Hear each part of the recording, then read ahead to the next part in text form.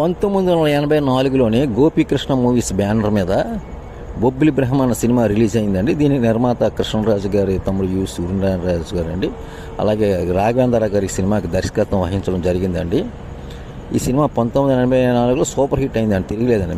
ముఖ్యంగా పశ్చిమ గోదావరి జిల్లాలో చాలా సెంటర్స్లోని భీమవరం, ఏలూరు లాంటి సెంటర్స్లో కలెక్షన్ రికార్డ్స్ని, టౌన్ రికార్డ్స్ని క్రియేట్ చేయడం జరిగిందండి. ఈ సినిమా ఇదే సినిమాని హిందీలోనే రాఘవేంద్ర గారి డైరెక్షన్లోనే ధర్మాధికారి అనే పేరు మీద తీయడం జరిగిందండి. అందులోనే ఏంటంటే కృష్ణరాజు గారు ఇక్కడ ఇందులో డబల్ ఫోటో అంటే డబల్ క్యారెక్టర్ వేశారండి, అన్నదమ్ములుగాన. బొబ్బిలి బ్రహ్మణ తమ్ముడిగా కూడా కృష్ణరాజు గారు యాక్ట్ చేయడం జరిగిందండి.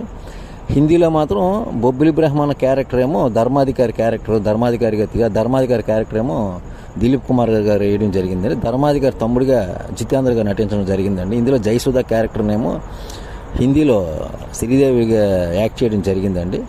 హిందీలో యావరేజ్గా ఆడిందండి, తెలుగులో మన సూపర్ హిట్ అండి, తిరిగిలేదండి.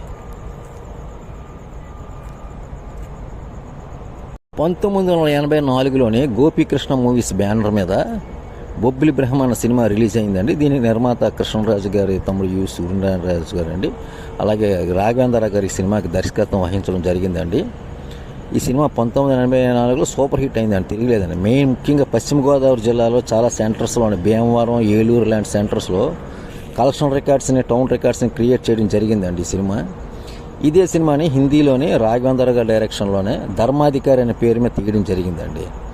అందులోనే ఏంటంటే కృష్ణరాజు గారు ఇక్కడ ఇందులో డబల్ ఫోటో అంటే డబల్ క్యారెక్టర్ వేశారండి, అన్నదమ్ములు